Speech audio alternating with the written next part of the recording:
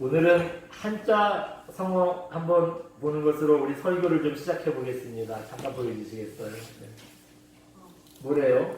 빌허, 베풀장, 소리성, 성세성, 그래서 허장성세. 많이 들어본 말이죠.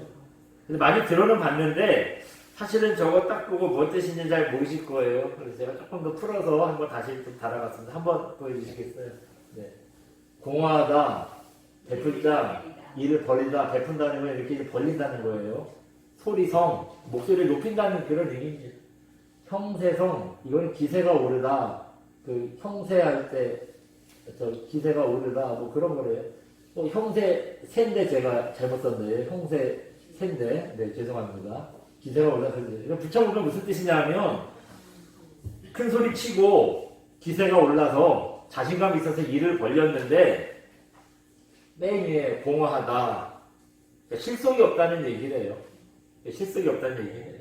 쉽게 말해서 별 볼 일 없으면서 허세 부린다. 그런 뜻이 허세양성생입니다. 이거랑 비슷한 속담 있죠? 뭐죠? 빈수레가 요란하다.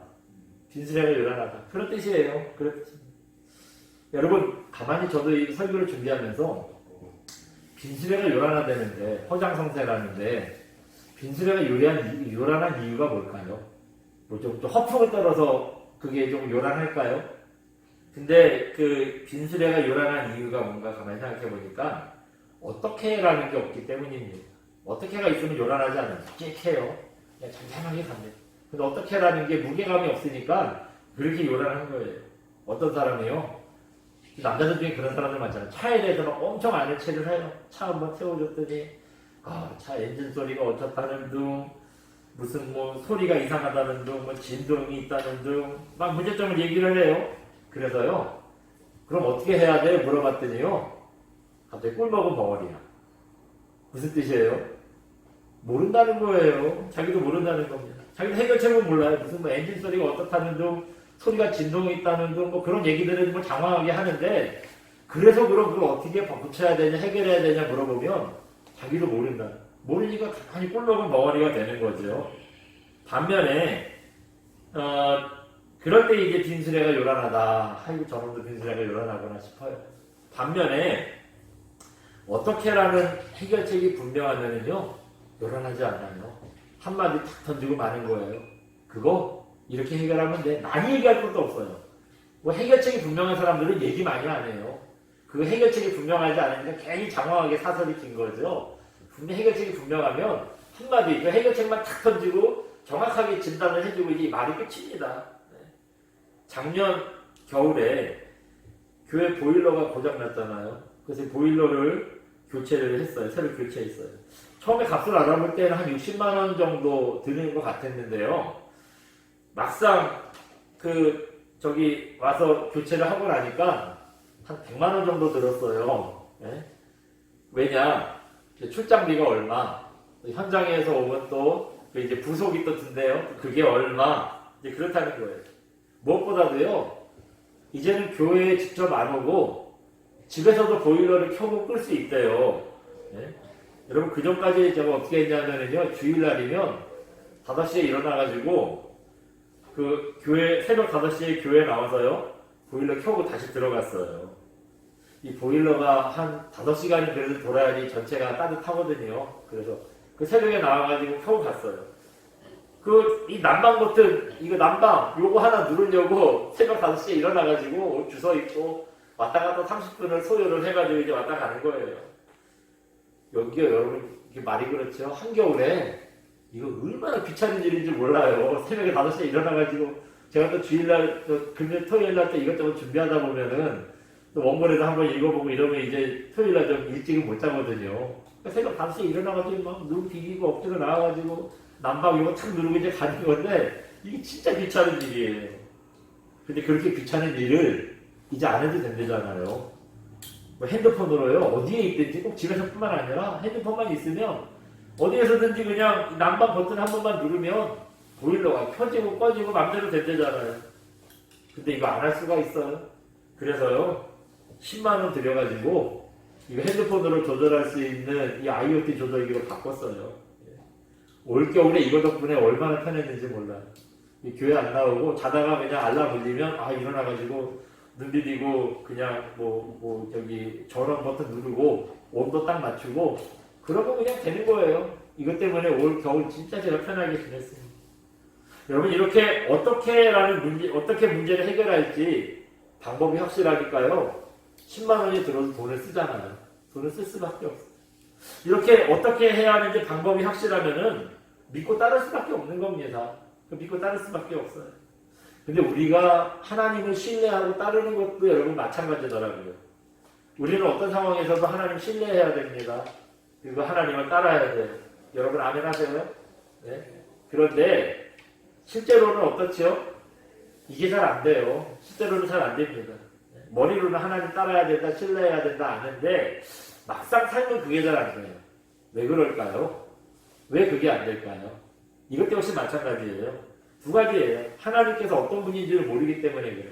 그리고 하나님께서 어떻게 도와주시는지를 모르기 때문에 우리가 하나님을 신뢰하지를 못하는 겁니다. 내가 교회를 몇십 년 다녔는데 무슨 소리 하는 거예요? 그러실 수 있는데 아니에요. 그냥 교회를 이제 다니신 건 맞는데 하나님에 대해서 잘 모르니까 우리가 그렇게 신뢰하는 마음이 많이 떨어지는 거겠지요. 네. 하나님께서 성경의 여러 곳을 통해서 특별히 시편 말씀을 통해서요. 여러분 시편 읽어보면 하나님께서 우리를 인도하시겠다. 우리 인생을 책임지시겠다. 약속해 주시는 말씀이 참 많습니다. 근데 이에 비해서요.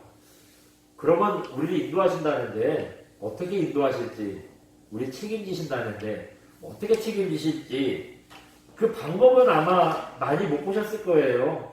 왜냐하면은 이제 그렇다고 하나님께서 빈수레 같은 분이라 그냥 큰 소리만 내가 너 책임질게 큰 소리만 치시는 분이라서 그런 건 아니에요.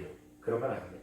그런데 하나님께서 인도하신다 책임지신다라는 말씀은 시편에 많이 몰려 있어요. 그러니까 시편 읽어보면 쉽게 그게 눈에 들어와. 근데 이제 어떻게 인도하실 것이냐 이건 성경 여기저기에 많이 흩어져 있어요. 그 방법은. 그렇다 보니까 우리가 게으르고 나태해서 이걸 일일이 찾아보지 않기 때문에 하나님께서 우리를 인도하신다는데 우리 책임지신다는데 도대체 어떻게 인도하시는지 어떻게 책임지신다는 건지 이걸 잘 모르는 겁니다.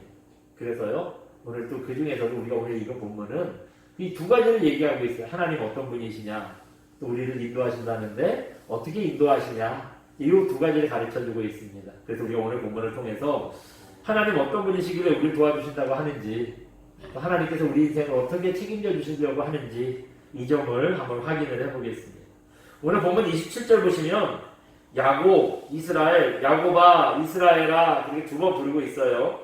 여기서 야곱, 이스라엘은 다 이스라엘 사람들 얘기하는 겁니다. 그냥 관용적으로 부르는 표현이에요. 근데 이스라엘 사람들이 뭐라고 하냐면요. 같이 우리 20절 다시 한번 읽어볼까요? 한번 봅니다. 시작. 야곱아 어찌하여 내게 말하며 이스라엘아 내가 이르기를 내 길을 여호와께 숨겨졌으며 내 송사는 내 하나님에게서 벗어난다 하느냐. 아멘. 지금 이게 무슨 말이냐면 하나님 이스라엘 사람들이 두 가지 얘기하고 있대요. 첫 번째 뭐냐면 내 길을 여호와께 어떻게 되어 있다고요? 숨겨졌다. 내 길을 숨겨졌다 그랬어요. 내 길은 여호와께 숨겨졌으며 그랬어요. 이게 무슨 말이냐면 그러니까 내 삶이 하나님을 숨겨졌다는 겁니다. 그래서 내가 얼마나 지금 힘든지 내가 지금 얼마나 어려운 상황인지 이게 꼭꼭 숨겨져가지고요. 하나님께서 모르신다는 거예요. 그러니까 하나님 내 형편을 모르신다는 얘기죠. 또 그 다음에 내 송사는 내 하나님에게서 어떻게 됐다고요? 벗어났다. 그러니까 하나님의 도움 받기란 얘기예요. 도움 받기란 얘기입니다. 이것도 마찬가지 의미예요. 내가 원통하고 답답한 일 당하고 있는데 하나님께서 무관심하시다 그런 뜻이에요. 나를 도울 생각이 없으신 건지 무관심하시다 그런 뜻이에요. 앞에서 우리가 하나님을 의지하지 않는 이유가 뭐라고 했냐면요. 하나님을 모르기 때문에 하나님이 우리를 어떻게 돕는지 모르기 때문에 우리가 하나님을 잘 의지하지 않는다 그렇게 얘기했잖아요. 하나님께서 어떤 분인지 우리를 어떻게 도우시는지 우리가 잘 몰라요. 그러니까 우리가 하나님을 그렇게 철저하게 의지하지 않는 겁니다. 근데 지금 이스라엘이 딱 우리 같은 상황이에요. 이스라엘이 딱 그렇습니다. 이스라엘 사람들이 지금 생각하는 바가 뭐예요? 진짜 방금 얘기한 거 보니까 내가 얼마나 힘든지 나 힘들어 죽겠는데 하나님 모르신다는 거예요. 내가 억울한 일을 당했는데 내가 얼마나 억울한 일을 당했는지 하나님 그거 모르신다는 겁니다. 모르는지 관심이 없는지 아무튼 그렇다는 거예요. 네. 생각을 그렇게 하고 있어요. 근데 여러분 진짜 하나님께서 우리의 형편과 처지를 모르실까요? 몰라서 안 도와주실까요? 그렇지 않아요. 하나님께서 왜 모르시겠어요? 그걸 아는데 이스라엘이 자기들 잘못을 깨닫고 하나님 앞에 돌아오도록 기다리시는 겁니다. 기다리시는 거예요. 그런 거지 절대 우리가 힘들어도 힘든 걸 모르시고 우리가 억울한 일 당해도 우리가 억울한 일을 당한 걸 모르시느냐? 그건 아니라는 겁니다. 근데 이스라엘 사람들이 그런 하나님의 깊은 뜻을 모르고 하는 얘기가 하나님 우리한테 무관심하시다. 하나님은 살기 편하니까 우리한테 관심이 없으시다. 그렇게 지금 오해를 하고 있는 겁니다. 그래서 28절에서 하나님은 절대 그런 분이 아니라고 얘기하는 거예요. 27절에서 그랬잖아요. 아까 우리한테 무관심하시다. 우리 상황을 모르신다. 막 푸념을 하고 있는데 하나님께서 28절에 말씀하시는 거예요. 하나님 그거 모르지 않으셔. 그럼 하나님 어떤 분이냐? 하나님은 절대 그런 분이 아니라고. 우리들의 상황을 모르지 않으시고 하나님이 어떤 분이냐를 가르쳐 주시는 게 28절이고요. 31절에서는 그런 하나님이 우리를 어떻게 도와주시냐 요걸 또 설명하고 있다는 겁니다. 그래서 우리가 두 가지 오늘 살펴볼 거예요. 하나님 어떤 분이신지 또 두 번째로 그 하나님이 우리를 어떻게 도우시는지 우리 한번 살펴보겠습니다. 먼저 하나님을 우리가 믿고 의지해야 될 하나님, 이 하나님은 과연 어떤 분이냐 살펴보겠습니다. 우리 28절 한번 읽어볼까요? 같이 봅니다. 시작. 너는 알지 못하였느냐 듣지 못하였느냐 영원하신 하나님 여호와 땅끝까지 창조하신 이는 피곤하지 않으시며 분배하지 않으시며 명철이 한이 없으시며 아멘. 하나님이 어떤 분인지를 가르쳐주는 거예요. 그 하나님께서 아까 막 하나님 우리를 모른다고 하나님 우리가 얼마나 힘든지 모른다고 이스라엘 사람들 푸념했잖아요. 거기에 대해서 하나님은 아신다는 거예요. 니네 형편 다 알아. 내가 누군지 니네가 알아 하시면서 이제 하나님이 하신 거예요. 이사야를 통해서 하나님께서 이스라엘 백성들에게 하신 말씀입니다. 그리고 하나님이 어떤 하나님이냐 한번 잠깐 보여주시겠어요? 네. 하나님 어떤 분이시냐? 첫 번째 어떤 분이시래요? 네, 창조주 하나님이시래요. 창조주 하나님. 방금 이거 28절 보시면 하나님은 영원하신 하나님이다 그렇게 말씀했습니다. 영원하다는 건 무슨 뜻이죠? 끝이 없다. 계속 간다. 끝까지 계속 간다. 그게 영원하다는 거잖아요. 이때 영원하다, 끝이 없다는 얘기는 시간적인 개념입니다. 근데 이거 조금 더 확장해서 보면은요, 단순히 시간에 속한 말이 끝나는 게 아니라 그 끝이 없는 시간을 만드셨고, 영원이라는 개념을 다스리시고, 그러니까 이게 창조에 속한 말이기도 한 거예요. 영원이라는 개념이 단순하게 시간으로 생각하는데, 하나님께서 그 영원까지도 창조하셨다라는, 창조하시고 간섭하시고 섭리하신다라는 이런 창조의 하나님을 말하고 있습니다. 또 그래서 얘기했다. 더 직접적으로 또 하나님은 어디까지 창조하신 분이래요? 네, 땅끝까지. 땅끝까지 창조한 하나님이다 그러신 거예요. 근데 이 말씀을 읽다 보면 우리가 이런 생각이 들어요. 하나님 창조주 하나님인데 그 창조주 하나님이 나를 돕는 거랑 무슨 상관이 있지? 생각이 들 수 있어요. 여러분, 아무것도 없는 데에서 이 세상을 창조하시고 나를 창조하신 하나님께서 못하실 일이 있겠어요? 하시지 못할 일이 있겠습니까? 하려고만 하면은요, 시간이 모자란 사람들을 위해서 시간을 붙잡아둘 수도 있어요. 해를 붙잡아놔서 해가 떨어지지 않아서 하루가 끝나지 않게 시간을 더 벌어주실 수도 있습니다. 제가 그냥 하는 얘기가 아니라 성경에 보면 실제로 그런 일을 하셨던 사건이 나오고 있어요. 여호수아서 10장 12절부터 14절까지 보면은 이런 사건이 있습니다. 이스라엘이 이제 여호수아서는 이스라엘이 한참 가나안 땅, 오늘 그 이스라엘 땅이죠. 여기를 정복하려고 전쟁을 한참 벌릴 때였어요. 아모리 사람들이랑 전쟁을 벌리는데 이스라엘이 막 승기를 잡았습니다. 한참 이기고 있어요. 근데 여러분 이렇게 승기를 잡았을 때 싸움을 끝내야 되잖아요. 네? 근데 이게 날이 이제 끝나고 어두워지는 거예요. 근데 날이 어두워졌어요. 그럼 여러분 어떻게 생각합니까? 이거 어두워서 잘 안 보이니까 내일 다시 싸우자. 오늘은 그만 싸우자. 그럴 수 있나요? 내일은 또 이긴다는 보장이 없잖아요. 오늘 이겼을 때 끝내야 되는 거예요. 그래서 여호수아가요, 오늘 이 싸움을 끝내겠다고 하나님께 기도를 합니다. 뭐라고 기도하냐? 하나님, 태양을 멈춰주세요. 그래서 해가 떨어지지 않아서 우리가 오늘 이 싸움을 끝장낼 수 있게 해주세요. 기도를 했어요. 그랬더니요, 하나님께서 정말 태양을 멈춰주셨어요. 그러니까 승기를 잡았을 때 밟아서 결국에는 끝까지 싸웠습니다. 끝까지 싸웠고 결국에 승리를 하는 사건을 우리가 볼 수 있습니다. 여러분, 태양이 지지 않도록 멈춰주는 거, 이게 사람의 힘으로는 불가능한 일이죠. 만약 상상도 안 되는 일이죠. 태양이 도는데 어떻게 사람이 멈춰요. 근데 아무것도 없는 무에서 태양도 창조하시고 지구를 창조하시는 하나님이라면 잠깐 멈추는 정도는 일도 아니죠. 그거 하나님 앞에 얼마나 큰 일이겠어요. 여러분, 하나님 그런 분이시라는 겁니다. 이 세상을 창조하셔서 하나님 창조의 섭리를 베푸시는 분이에요. 근데 그런 분이 우리를 도우신다는 거예요. 필요하다면 그 태양을 멈춰서라도 우리를 도우신다는 겁니다. 이런 하나님을 확실히 알고 있다면 우리가 어떻게 하나님 의지하지 않고 내 힘으로 뭘 해보겠다고 하겠어요. 이거 모르니까 우리가 헛발질을 하는 거죠. 여러분, 그래서 하나님께서 어떤 분인지를 알면은요, 우리 하나님을 신뢰하지 않을래도 하나님을 신뢰하고 의지할 수밖에 없는 겁니다. 그리고 또 그 하나님은 어떤 분이냐? 두 번째로 한번 보여주세요. 어떤 하나님이시래요? 네, 초월자 하나님. 이번에는 초월자 하나님입니다. 우리 아까 228절 내용 보시면 하나님은 피곤을 모르시는 분이에요. 피곤치 아니하시고. 또 그 다음에는 곤비치 아니하시고 그랬어요. 곤비하다는 건 뭐냐면 너무 힘이 들어서 아무것도 못할 정도로 완전히 지친 상태를 곤비하다고 해요. 근데 하나님은 곤비치 않는 분이니까 탈진이 없는 분이에요. 탈진이 없는 분이에요. 사람은 조금만 힘들면 쉬어야 돼요.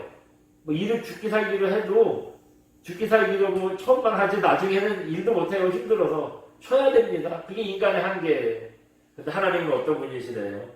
지치지 않는 분이래잖아요. 피곤치 않는 분이래잖아요. 그러니까 하나님께서 지치지 않는 열정으로 우리를 도와주신다라고 이해할 수 있습니다. 그렇게 열심히 누가 나를 도와주겠어요? 나도 나를 위해서 그렇게 지치지 않게 열심히 일할 수 없는데 어떤 사람이 나를 위해서 그렇게 일을 도와주겠습니까? 근데 누가 그렇게 해주신대요? 하나님께서 그렇게 해주신대요. 지치지 않는 열정으로 우리를 도와주신다는 겁니다. 또 세 번째도 한번 볼게요. 한번 보여주세요. 네. 자, 3번 시작. 지혜로우신 하나님. 네. 이번에는 지혜로우신 하나님이래요. 여러분, 뭐 여기 말씀 있잖아요. 28절에. 네. 맨 마지막 줄 보면은 뭐가 한이 없으시다고요? 명철이 한이 없으시며 그랬어요. 여러분, 무슨 일 할 때 제일 답답할 때가 있더라고요. 뭐냐면은 이 문제를 어떻게 해결해야 되나, 이거 어떻게 풀어가야 되나, 이거 모를 때 참 답답하고 난감하죠. 네? 이거 해결해야 되는데 도대체 어떻게 해결할지 지혜가 없으니 난감합니다. 근데 하나님은 어떤 분이시래요? 명철이 한이 없다. 그렇게 하시잖아요.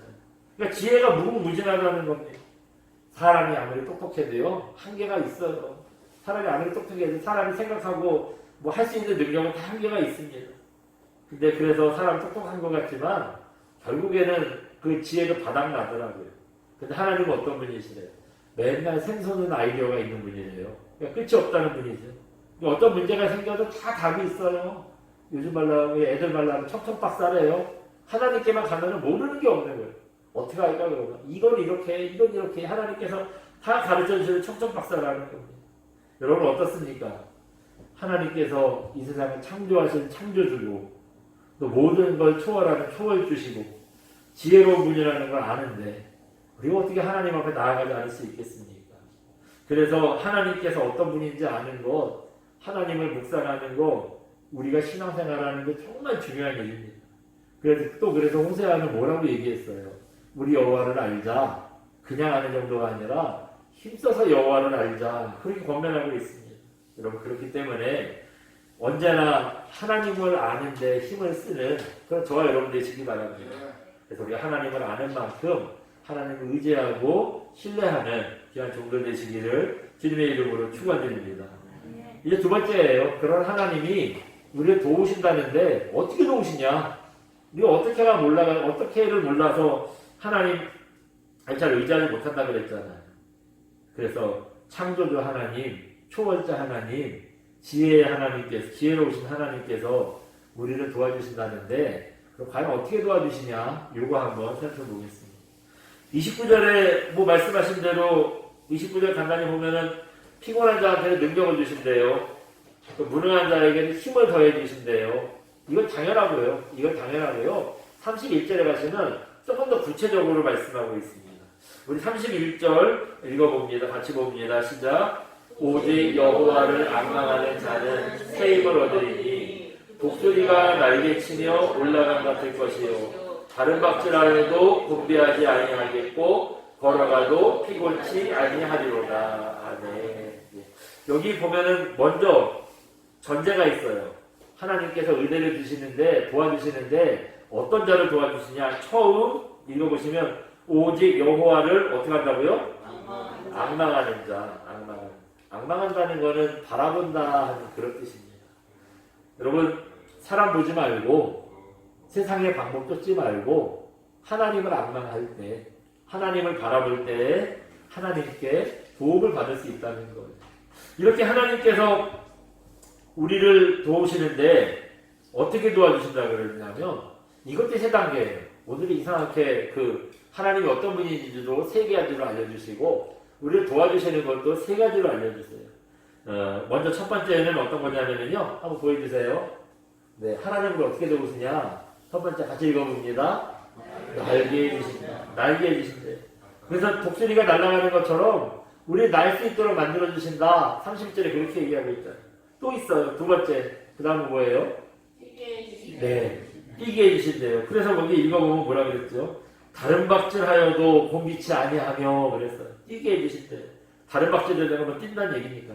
하나님 바라볼 때 모든 문제가 해결돼서 우리 뛰게 해주시는데요. 그 다음에 곤비치 않게 또 해주신대잖아요. 뛰다 보면 힘들잖아요. 근데 힘들지 않게 또 힘을 주신다는, 지치지 않게 만들어주신다는 거예요.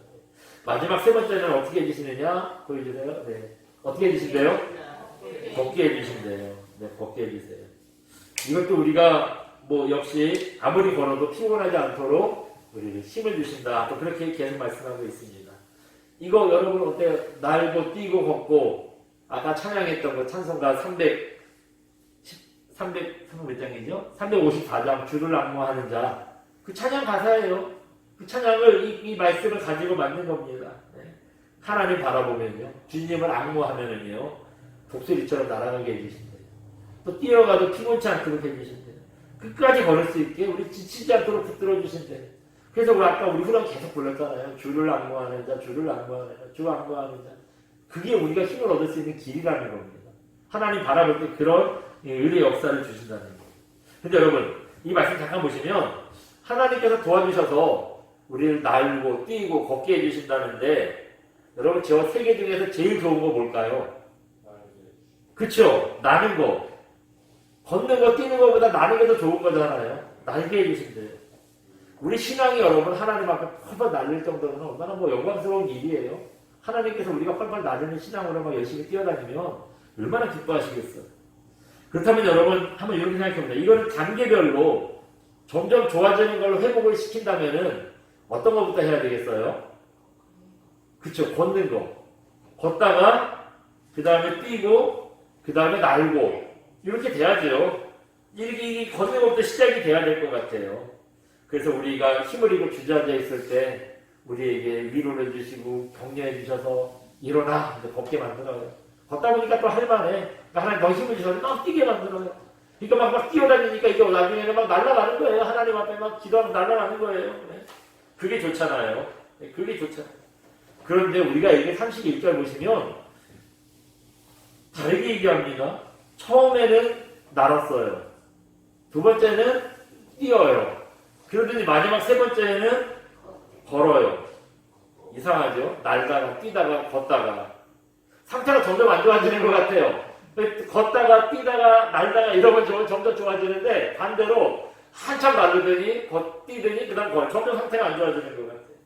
그렇다면은 하나님께서 도와주신다는 말이 무색하게 왜 점점 상태가 안 좋아질까요? 시간이 지날수록 하나님께서 도와주시는 이 속된 말로 약발이 떨어져서 하나님 그 기운이 빠져가지고 우리 점점 도와주시는 게 약해지는 걸까요? 이게 왜 그럴까 봤는데 여러분 그게 아니더라고요.